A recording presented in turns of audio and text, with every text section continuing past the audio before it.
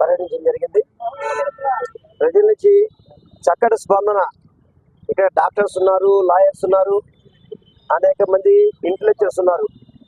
ప్రతి ఒక్కళ్ళు కూడా ఈ రాష్ట్రం అభివృద్ధి చెందాలన్నా, నగరం అభివృద్ధి చెందాలన్నా కూడా జగన్మోహన్ రెడ్డి కంటిన్యూ అయితేనే బాగుంటుందని చెప్పని ప్రతి ఒక్కళ్ళ నోట కూడా ఇదే మాట వస్తుంది.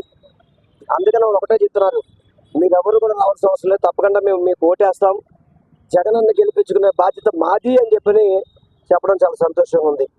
అదేవిధంగా మా సోదరమణి అనిత గారు, ఇక్కడ స్థానిక కార్పొరేటర్ గారు, అభివృద్ధికి కేర్ ఆఫ్ అడ్రస్గా ఈ యొక్క డివిజన్ని కోట్ల రూపాయలు పెట్టి అభివృద్ధి కూడా చేశారు.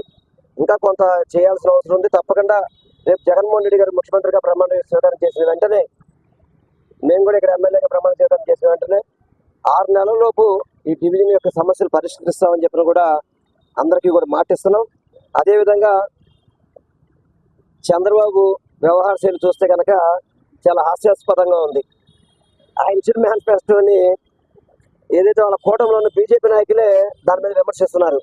అంటే అతని మేనిఫెస్టో ఏ విధంగా ఉందో మనం అర్థం చేసుకోవాల్సిన అవసరం ఉంది.